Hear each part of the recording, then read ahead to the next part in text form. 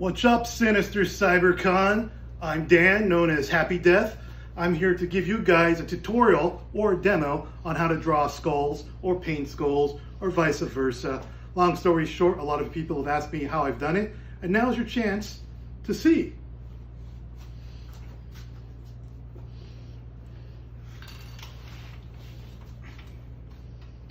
I may be able to finish this before the end or not. If not, I will post a picture of the finished work as well.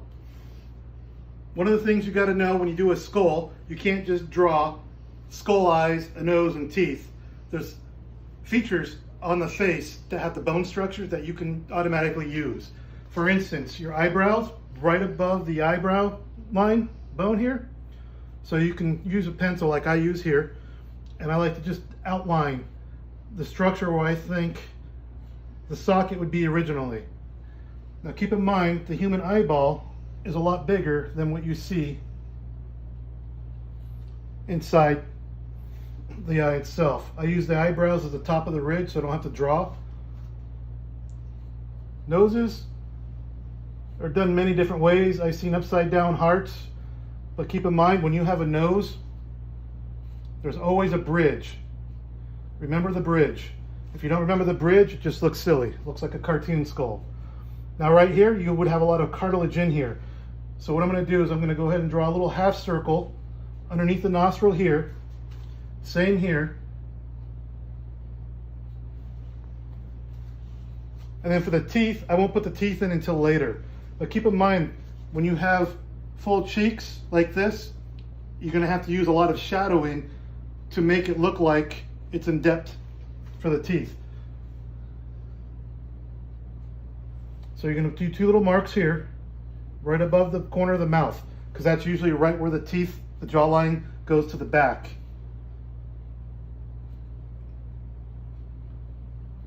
Now what I'm doing here is I'm drawing the jaw bones. And if you follow the cheek, right here where it's the puffiest, meaning where it sticks out the most, that's usually where the cheekbone of the skull is. And make sure I got an even deal here, which I don't. I'll just bring this one up a little bit and bring it down. And this is why I like to draw it in first. So that way I can find out what I need to fix instead of just going right into it.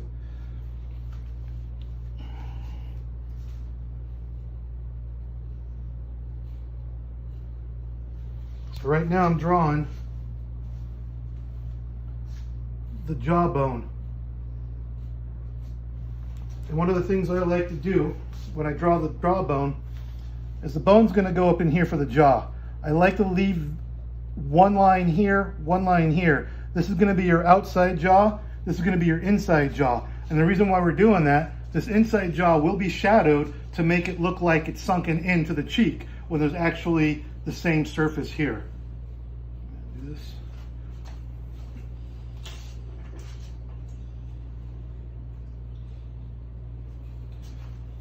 So tonight, I'm going to be using watercolors because it's quick and easy.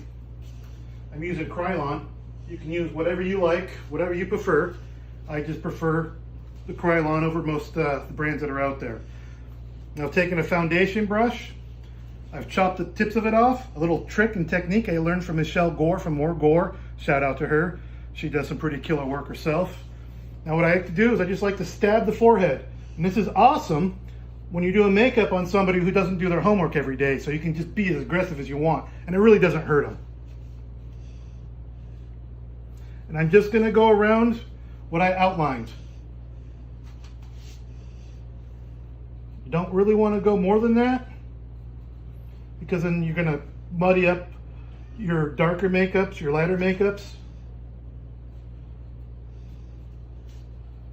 And don't worry if you don't cover it all, because a bone is not completely white. That's another thing that kills me in makeup. When I see people do a completely white skeleton or skull, and you're just like, well, did you bleach the bones?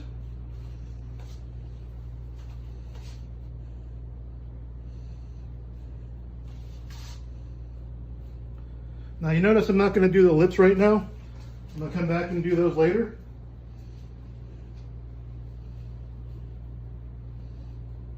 And don't worry about cover and anchor guidelines. That doesn't matter. The only thing that they're there for is guides. So you remember where to place your detail, your shadowing, and your stuff that you can't remember on your own. And so I'm going to go a little bit lighter in the parts where I want to go deeper into the shadowing, that I want to put out more of a 3D area.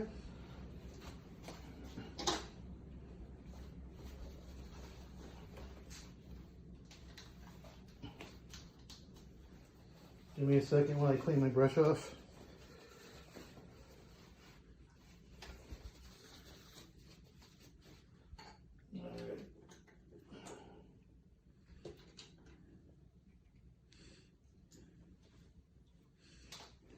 Okay, now I'm working with a little bit of orange, a little bit of yellow. Same brands, just a little bit, it's just a lid falling on the ground. Don't worry about that noise. Nobody's actually getting hurt.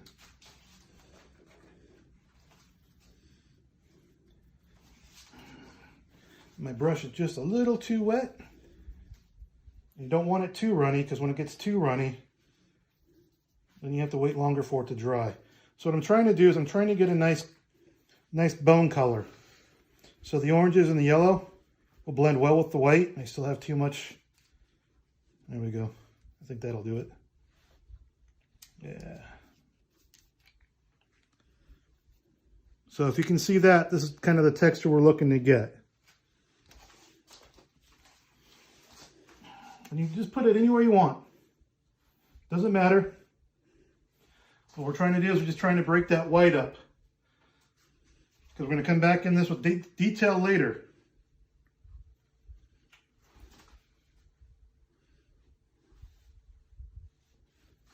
And all this will wash away. At least that's what we hope, right? Now, if you've noticed how that completely broke all that white up, it's not as bright. What's nice about this also is if you take your finger or a blender and move that around, you'll see you'll get different shapes, different hues. And you'll also get some really nice bone texture in there as well.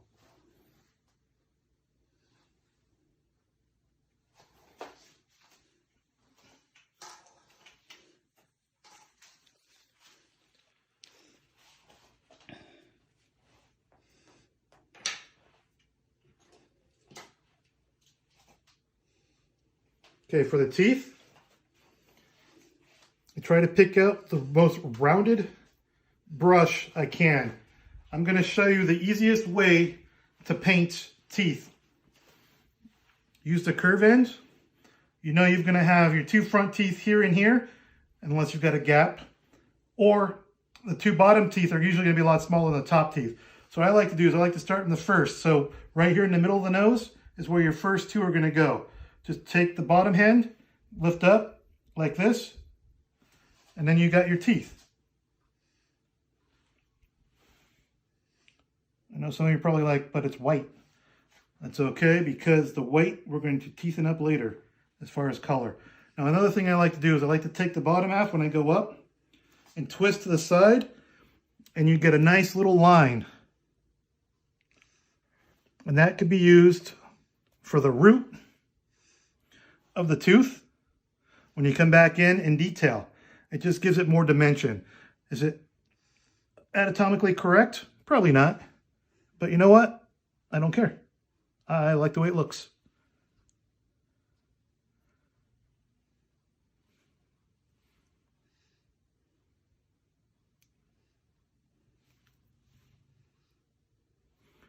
Okay, so I'm not going to do too much teeth on the sides here right away. But I do know this is where I want to follow the line here. Right here is where I want it to stop, where that line is. So this right here is going to be your black, and this is where it's going to fade into your sink in. So now what's nice about this little part, it doesn't matter how good the teeth look in the back, because most of it's going to be shadow, and you want it to look like they're stacked behind the front teeth. So that way when you get a full-on face view, it looks like the teeth are getting smaller in the back, even though they're the biggest in the front, bigger than the front in real life. All right. I'm going to outline his face. I like to cheat a little bit. I use this stuff called, I don't know what that's called. It's just a black eyeliner pen from L'Oreal. I use a couple other ones from Evangeline's I like. I'll show you those in a minute. But with this, I like to come in and just redraw my lines where it's going to be. And what's nice about these pens is that you can get up here and do all this work.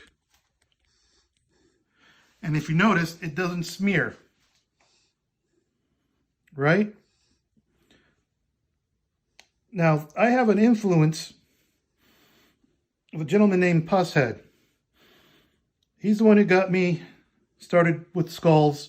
You probably know his work from any Metallica cover you've seen anywhere. He used to have an old band called Septic Death back in the 80s. Yeah, I'm old. But it was a good band. I don't know why they didn't take off. I mean, if you were into that kind of thing. So you'll see some of his influences on this. And that's fine too. You can do your own influences. You don't have to do it exactly like me. This is just pretty much a detail part. Now, if you notice, this one is rougher than this one. The reason why I did that is because once I find a shape over here I like, then I'll come back over here to this one, and then I'll add the rougher images in here that I think that it would need to, you know, just to make it look a little more jagged and even.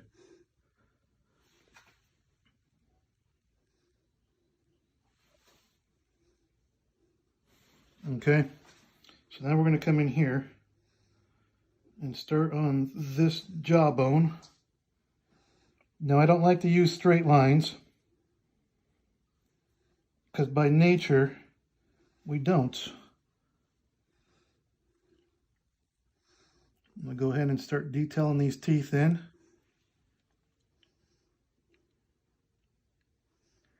And remember, teeth aren't perfect. Go ahead and look in your own jaw in the bathroom and see how perfect your teeth are. So it doesn't matter how you do the teeth.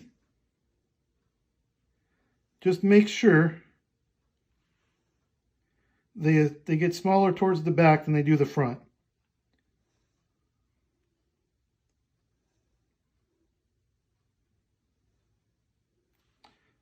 And there's that line I was telling you about. Okay.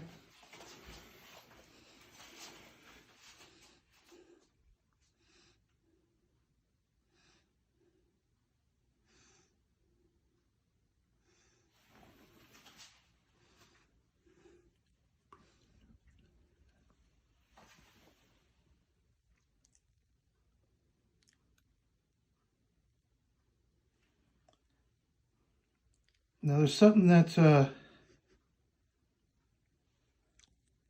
Pusshead does. He likes to draw his roots longer and then adds like these little cool details in there. And some of those details can be like excess bone.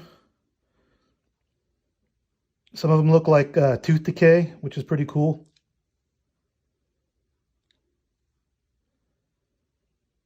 So I kind of incorporate a little bit of that in both of them.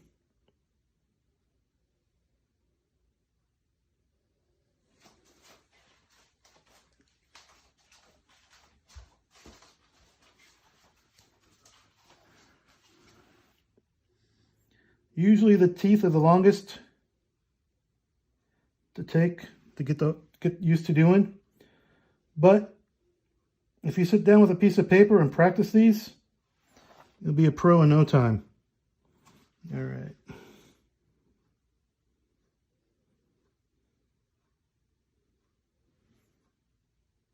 And remember, no two sides of the face look exactly the same. Again, if you don't believe me, look in the mirror. You'll be a little surprised. Put that down like this, like that.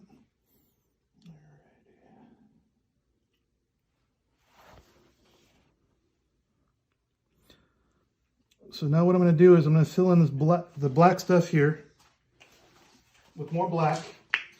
Then we'll come back in with more pigment.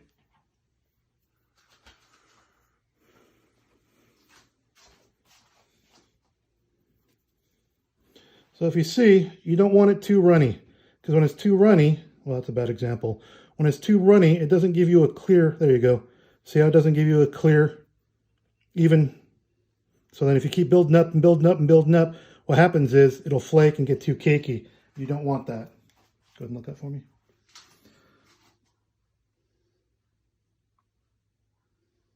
If you can, try to get all the flesh color inside that nose. All right. Go ahead and relax. You put your face back down. Now, there is one thing about the black when you use the watercolor. Sometimes it comes out too shiny, and you can dumb that down with a little bit of black charcoal, or you can even use talcum powder.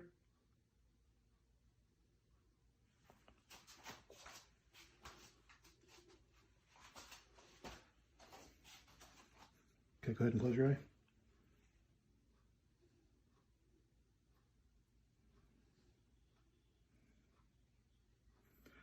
Another reason why you don't want it too runny is because if you put it in their eyeball here like I'm doing, it could run right into their eyes themselves, and that's pretty uncomfortable. Nobody wants that. Go ahead and look up. Now some people freak out on this part.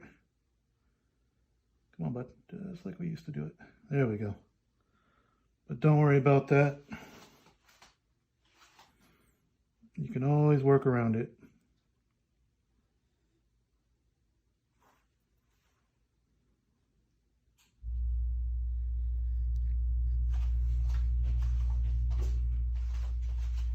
Close your eye.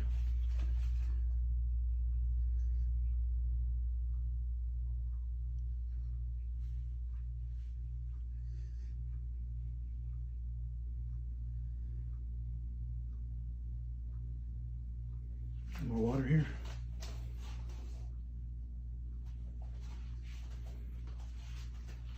Look up. Now, one of the things that I like using is alcohol paints. Just look up. Look inside your head. Can you see your brain? Oh, you're not looking hard enough. All right, you're good.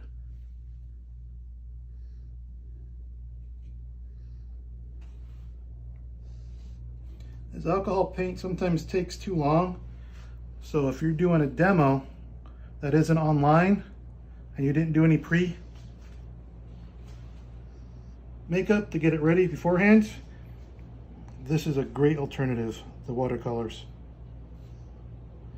And right now what I'm doing, let me turn his head sideways. I'm going to start a little bit of my shadowing for the depth that I was talking about earlier. So you always want the darkest part on the lines.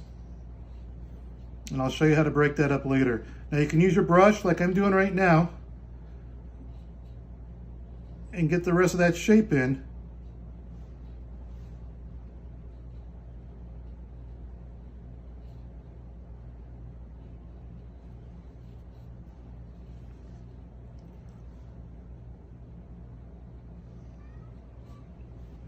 Excuse me, folks. We have a visitor. Nope. I lied. Camera shy, I guess. I'm going to come over here on this side, do the same exact thing I just did over there.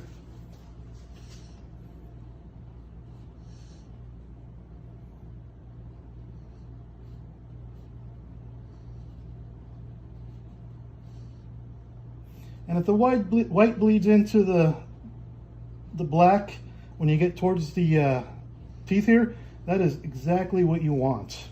That is not a problem, because that's what's going to help you give your values from your light to your dark shades. And using the skin tone sometimes helps too. It really gives a nice natural feel to what you're doing.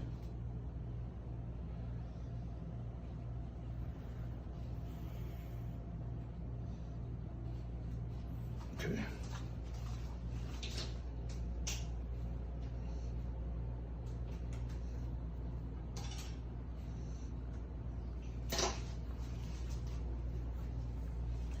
Okay, so this product here is an eye liner, but I use it for detailing. What's nice about this is waterproof. It's very, very dark, and it comes from Nikki Star Cosmetics. If you get a chance, check them out. They've got some really cool stuff. Now, what I like to do with the product here is this is where I like to come in with my fine detailing stuff, get my points.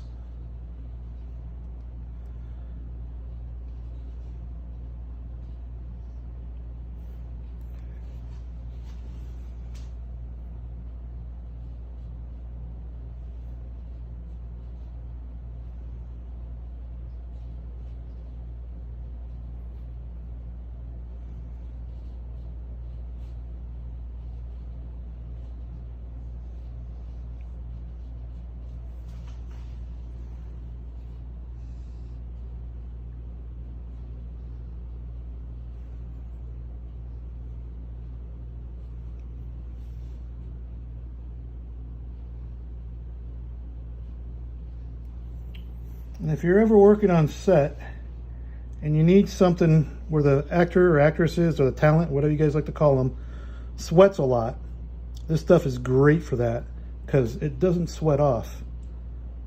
At least I haven't experienced it in any of the things that I've worked with it.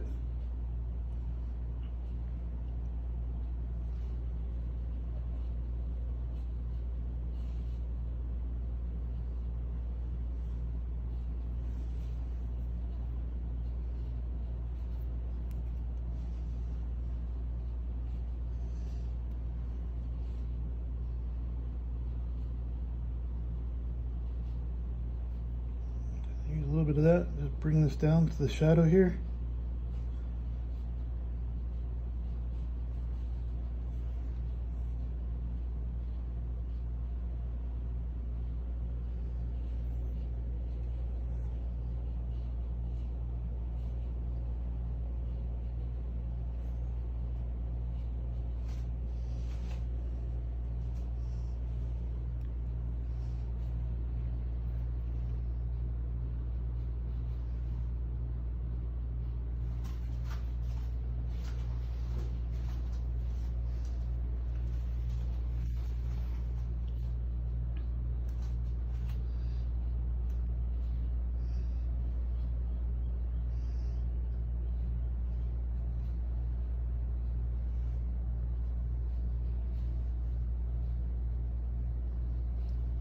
Please forgive me if I don't keep talking. Sometimes I just get into a little zone and I go into it, and other times I have no idea what else to say.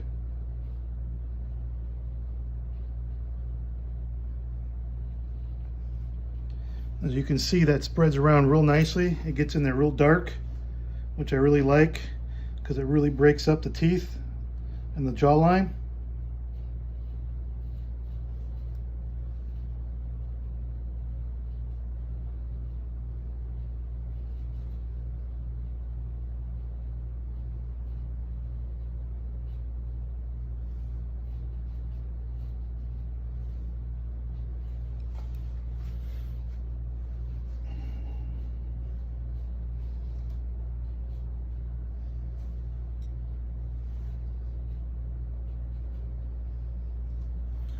Now, some of the stuff you see me doing right now is not actually part of a skull.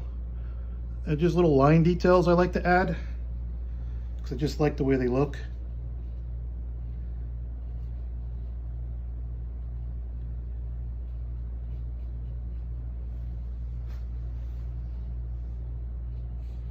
And it helps add some dimension to what you're doing. If you don't have any dimension in any of your artwork, whether it be painting, makeup, whatever it is, it's going to fall flat every time.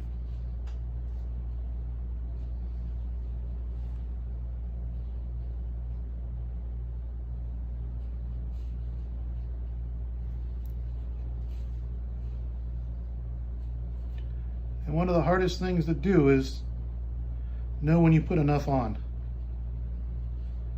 Sometimes I'm guilty of doing too much.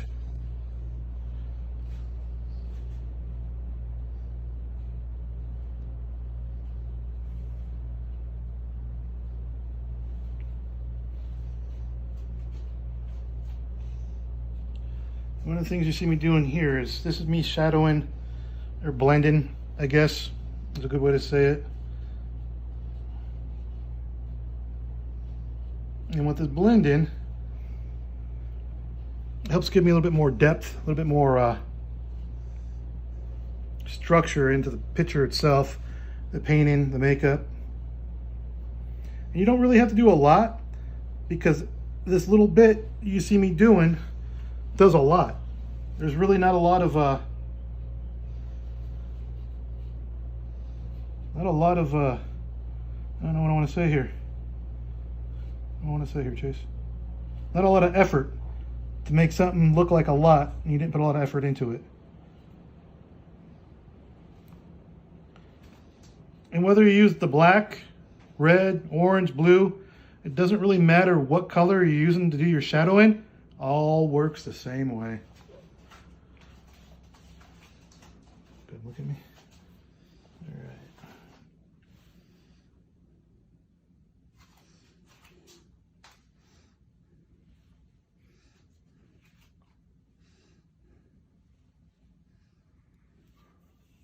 So you don't want to put everything exactly in the same spot, but you don't want to make it too uneven, because then it just looks funny. Then your eye focuses in on that. Hey, that doesn't look right. Don't worry about all this right in here, because we're going to go back in there. We're going to blend that with a different color.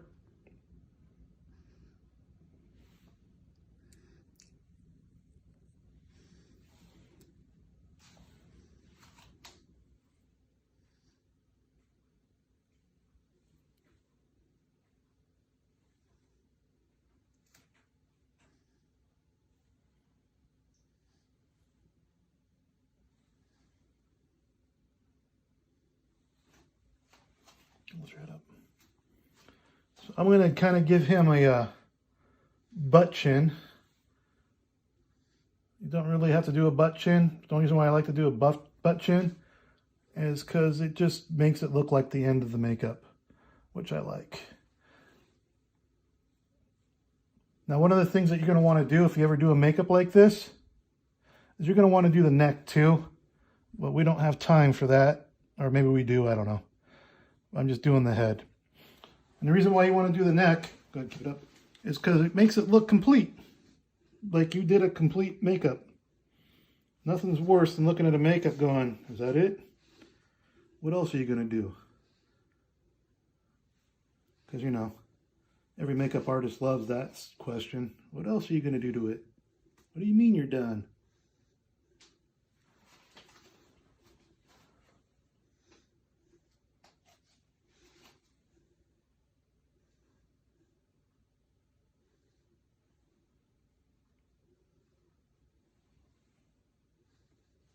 Good drop.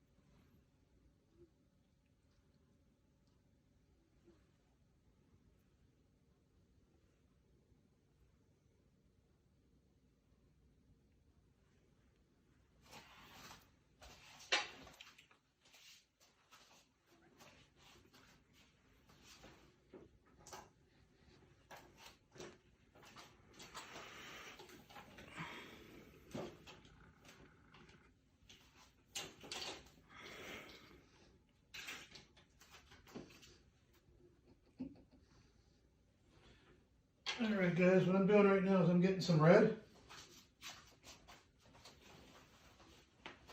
So I can start blending a little bit of red in there.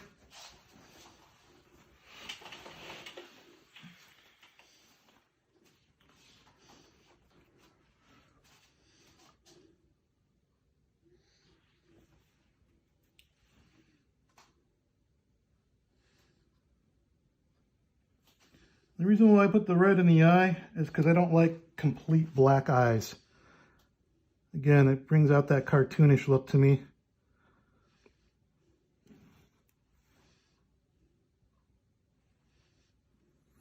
One of the things you want to remember about doing makeup is unity and contrast. You want things to move your eyes around the actual picture.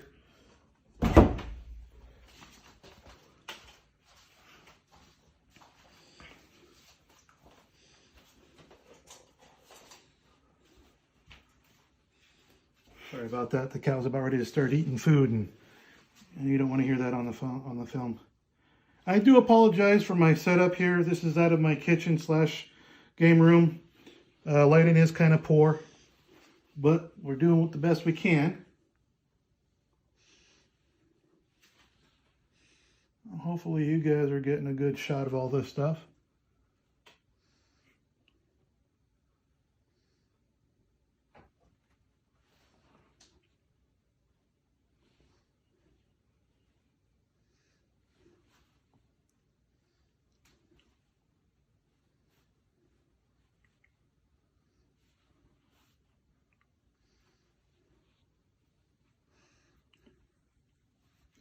There's no right or wrong way to do the makeup. You guys will find a style that you like, and you will adapt it to your own. I use a lot of different people's styles. I learn, and I learn, and I learn. Never stop learning new things, because it can only help you out in the long run. And if it doesn't help you out for whatever reason, then you just don't use that technique. You can go on to the next. That's the part of learning, is adapting new things and using them at the best of your ability.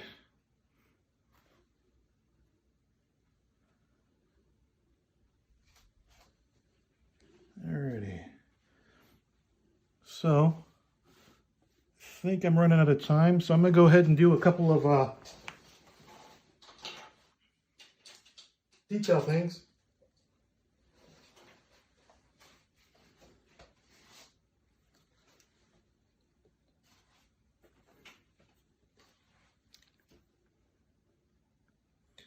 Alrighty, so my cream does not want to work. Of course it doesn't. Why would it want to work? Alright.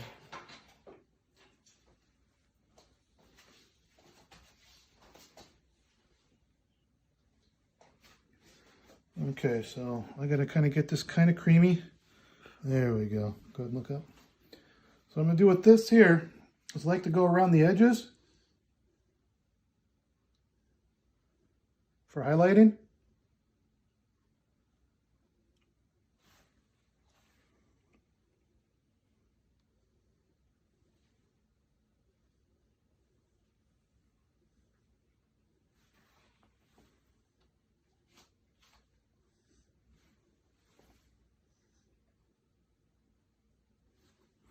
You don't necessarily want to trace every single thing, because not everything is going to be highlighted. But what you're doing is you're just trying to get a few of those cracks, a couple of those little shadows.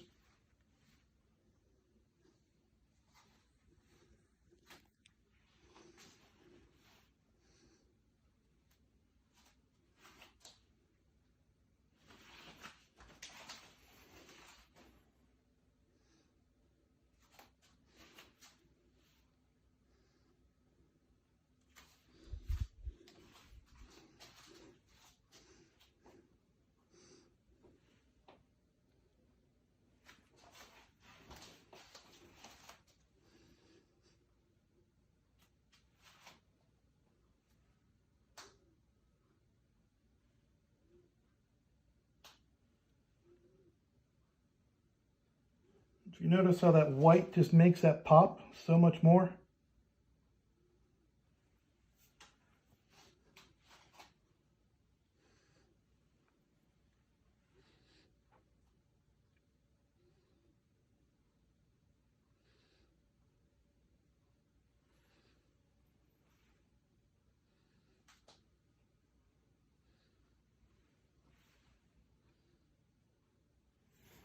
Need more water.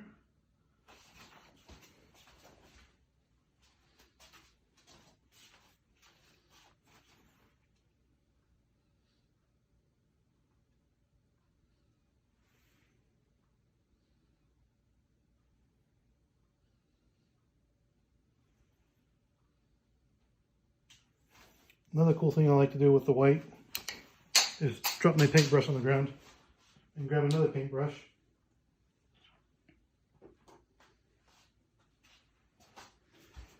And do highlights in the actual darkness.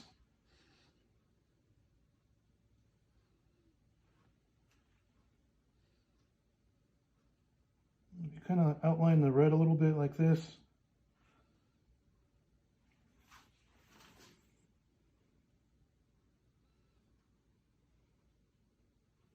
Just gives it another dimension. There's that word again, dimension. I seem to like that word a lot, don't I?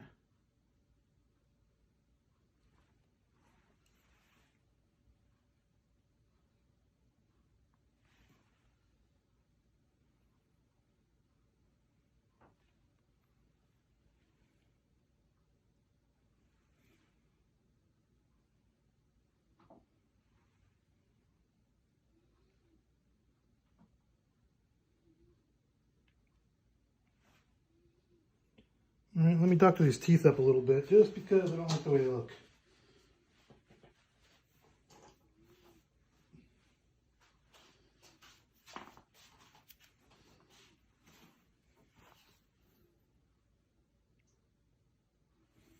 Putting a little yellow in there, just so they're not so white.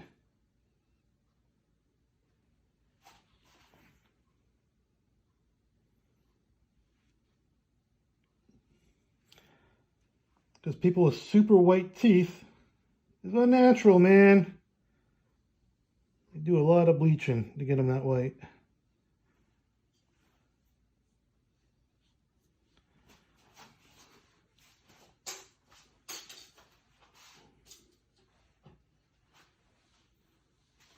Now what I'm going to do is I'm going to take this red and I'm going to go over the roots.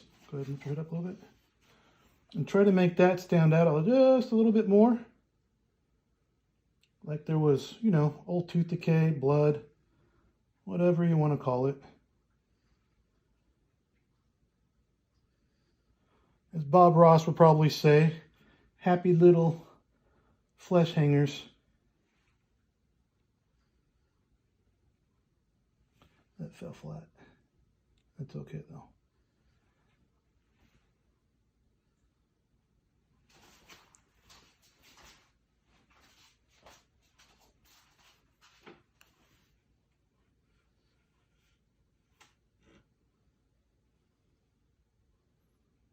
Just a little too much, but that's okay. Trippy spots.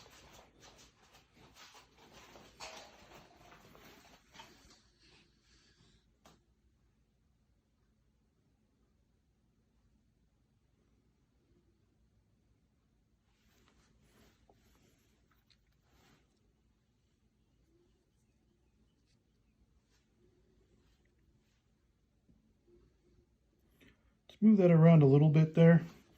And we've got some up here. So what I'm going to do is I'm going to put some red around other areas. So that way, when you see the red, your eye doesn't just get fixated on that one spot.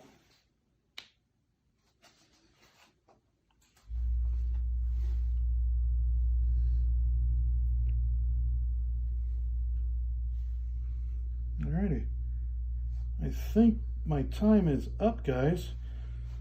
But what you can see here, a little smudge. Let me fix that real quick before I talk to you more. All right. See that? A little bit of white. Dumbs a lot of stuff down. Alrighty.